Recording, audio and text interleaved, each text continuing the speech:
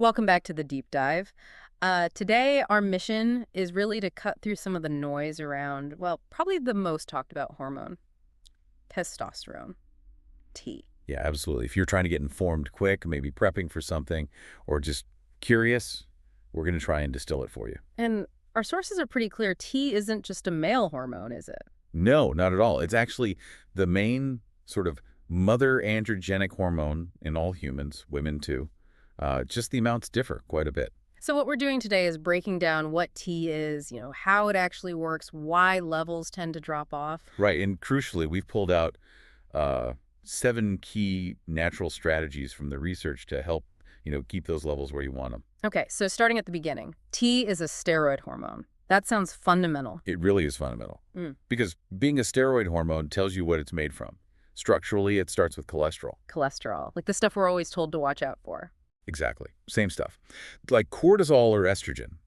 T needs cholesterol as its basic building block. Yeah. So not enough cholesterol, not enough T production, essentially. Okay, makes sense. So where's this T factory located in the body? Well, in men, mostly in the testicles, the adrenal glands chip in a bit too. And in women? In women, it's the outer layer of the ovaries, and again, the adrenal glands contribute. Yeah. But the really interesting part starts once it's made and hits the bloodstream. Right, because not all of it is actually usable, is it? This whole free T concept. Exactly. Only a tiny fraction, like maybe 3%, is what we call free testosterone. That's the active stuff. So what happens to the other 97%? It gets bound up, mostly by transport proteins. Yeah. There's albumin, but the main one we talk about is SHBG, sex hormone binding globulin. SHBG. Okay, so it binds the T. Why is that important? Because when T is bound to SHBG, it's locked up. It can't attach to the androgen receptors on your cells. So it can't do its job, like having fuel, but the fuel line is clamped shut. Perfect analogy. Yeah. That's why you can have, say, high total T on a blood test. But if your SHBG is also really high, you might still feel symptoms of low T. Because your free usable T is actually low. Precisely. The free fraction is what really counts for function. Okay, that clears things up. Now let's say that precious 3% gets free. It arrives at a cell. What happens next? Our sources mention these two fates of testosterone. Yeah, this is a critical point. Free T can basically go down one of two metabolic paths once it's near a target cell. Path 1. Path 1 uses an enzyme called 5-alpha reductase. This converts T into something called dihydrotestosterone, or DHT. This is the, let's call it the preferred androgenic route. DHT. What's its role? What does it do? DHT is potent, really potent. It drives many of the classic male characteristics. Muscle mass increase, strength, deeper voice, body hair. Libido as well. Strong libido, definitely. Also things like cognitive sharpness, focus, and, well, the sources mentioned this trait, kind of a focused drive, maybe even aggressiveness or obsessiveness, sometimes called mala leche. That competitive edge kind of thing. Exactly. That's largely DHT driven. Okay, so that's path 1, the DHT path. What's path 2, the one we want less of? Path 2 involves a different enzyme, aromatase. Aromatase. I've heard of that. Yeah, aromatase converts testosterone directly into estradiol, which is, a form of estrogen. Estrogen in men. That doesn't sound ideal. Well, some is needed, but when this pathway is too active, it causes problems. Things like gynecomastia, breast tissue, growth, fluid retention, maybe prostate inflammation, and also unwanted shifts in mood and libido. So putting it simply, for optimal male hormonal health, we want to encourage the 5-alpha reductase path to DHT. Right. And discourage or inhibit the aromatase path to estrogen. That's the core goal, essentially. Yeah. Balancing those two pathways is key. Okay. Now let's talk about aging, because this system doesn't stay optimal forever, does it? When do things start to naturally decline? Yeah, the research points pretty clearly to the mid-30s, maybe around 35 to 40, as a critical turning point. Seems so. That's when T levels, both total and especially free T and DHT, begin a noticeable, kind of sustained decline. We're talking maybe a 25% drop in total T over time, but the functional drop in free T and DHT can feel even more significant. And what does that feel like? What are the real-world effects listeners might notice? Well, first, often it's performance and recovery. You might find it harder to build muscle or take longer to recover from workouts. Hypertrophy becomes more challenging. Okay. Anything else? Oh, yeah. Crucially, T is involved in fixing minerals, like calcium, into bones. So lower T impacts bone density long term. That's a big one for longevity. Right, I see. And the more obvious effects. Then you have the effects on sexual function, obviously, lower libido, maybe changes in sperm production, spermatogenesis, and cognitively too, focus, mood, that sort of drive we talked about, can lessen. It's really systemic. It impacts a lot, which really underscores why being proactive is important. Okay, let's shift gears then. Let's get into the solutions. The 7 natural strategies. Number 1, exercise. Yes, but not just any exercise. The focus here is anaerobic exercise. Meaning? Strength training, resistance training, powerlifting, even high-intensity interval training, HIIT. Things that cause muscle fiber breakdown. Okay, we hear lifting boosts T all the time.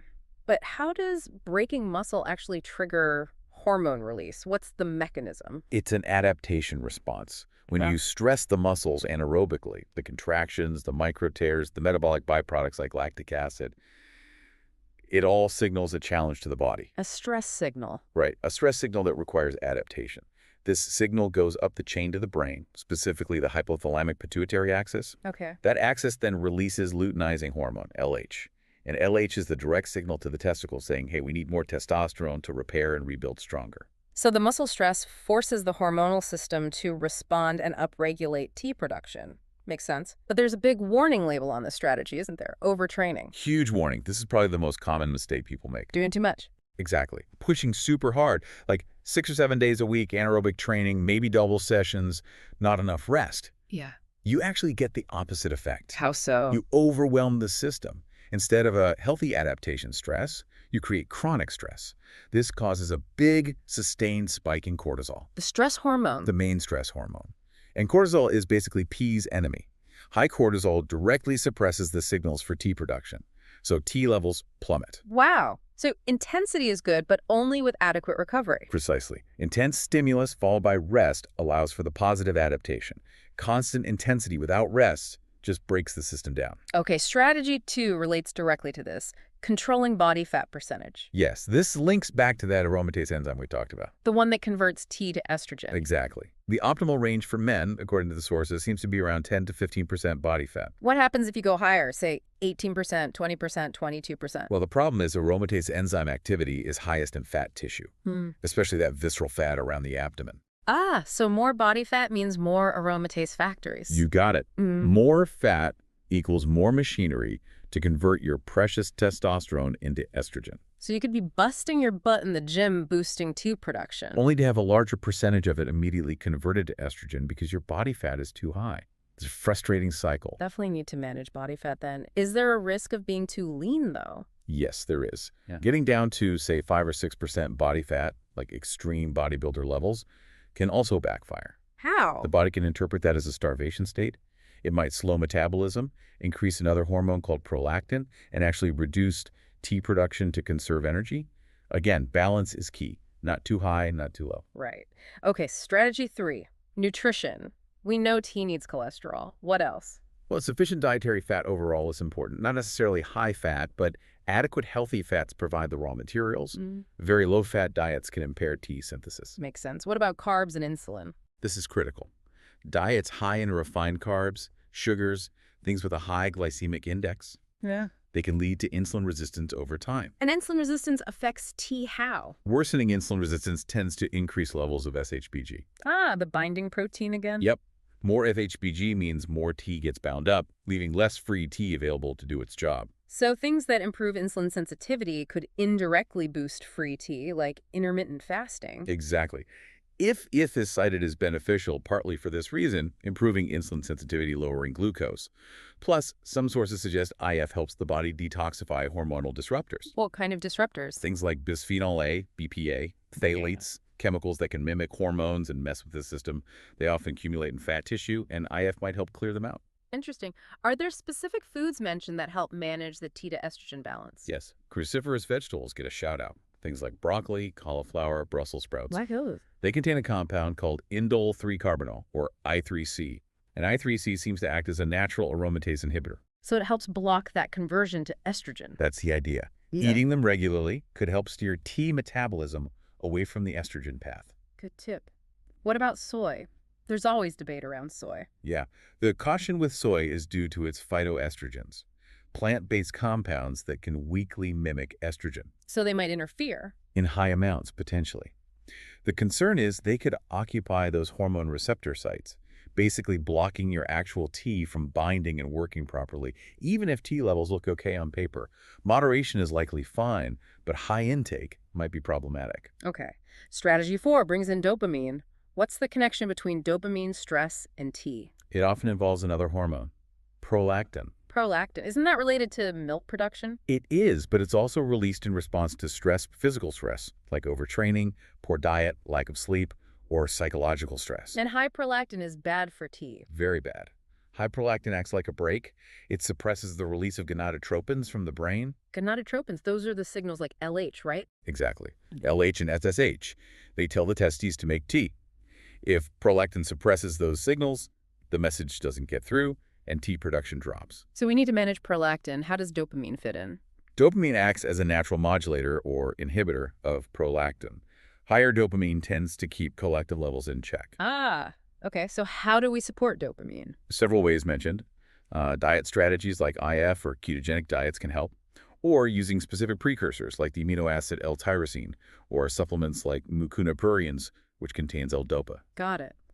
Moving on to strategy 5. Being cautious with certain drugs and toxins. Yeah, this is important because some common things can negatively impact T without people realizing it. Like what?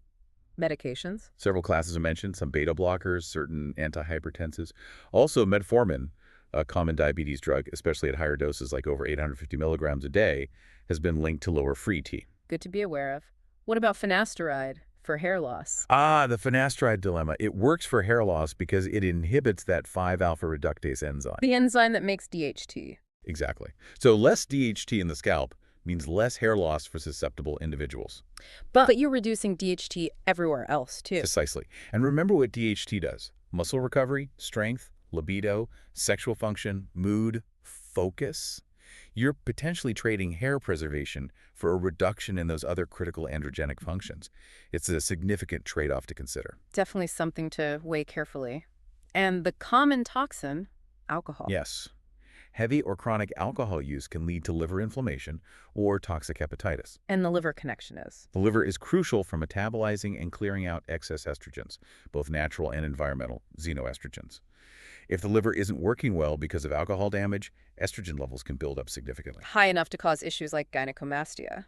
In some cases, yes. So liver health is surprisingly important for maintaining that estrogen balance. Makes sense. Okay, strategy 6, adaptogens and supplements. What specific things can help? Well, starting with the basics, vitamin D and zinc. Why those two? Vitamin D seems essential for efficient T production and release. Low D often correlates with low T, so checking levels and supplementing if needed is a good first step. And zinc? Zinc is interesting because it appears to act as another natural aromatase modulator or inhibitor. So like the cruciferous veggies, it can help limit that T to estrogen conversion. Okay, those are foundational. What about herbal options or precursors? Several are commonly cited. Things like Tribulus terrestris, D-aspartic acid, fenugreek.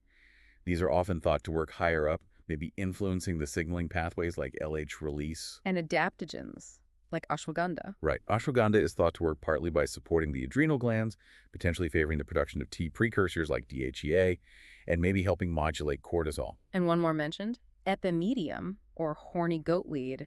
It had a dual benefit. Yeah, epimedium's interesting. It's suggested to act as a T precursor or booster, and it also inhibits an enzyme called phosphodiesterase 5, or PDE5. Like Viagra does. Similar mechanism, yes.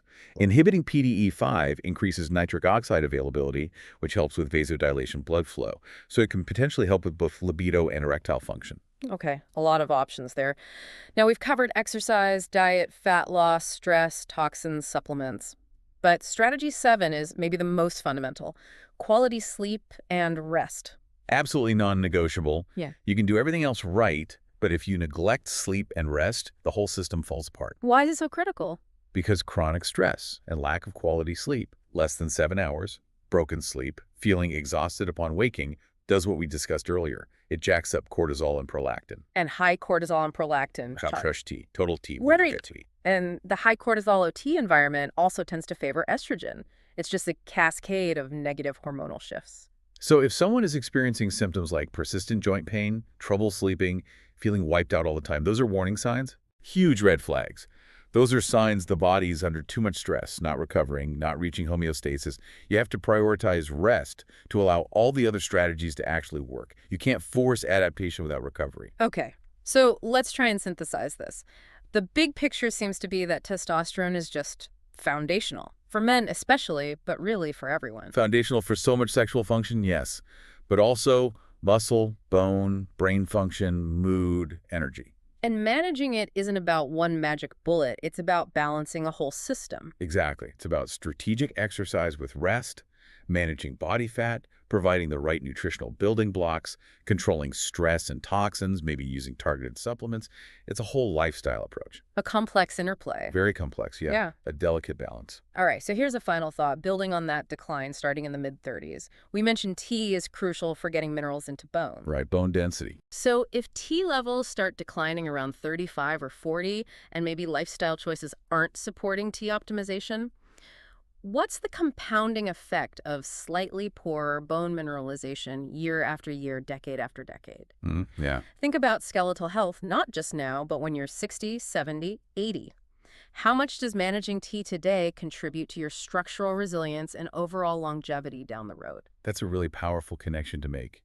Thinking beyond just immediate performance or libido to long-term skeletal integrity. It really connects the dots on why paying attention to these strategies isn't just a short-term fix, but maybe a long-term investment. Definitely food for thought. We encourage you to maybe look deeper into those systemic links. Absolutely. Well, thank you for joining us for the deep dive. We'll catch you next time.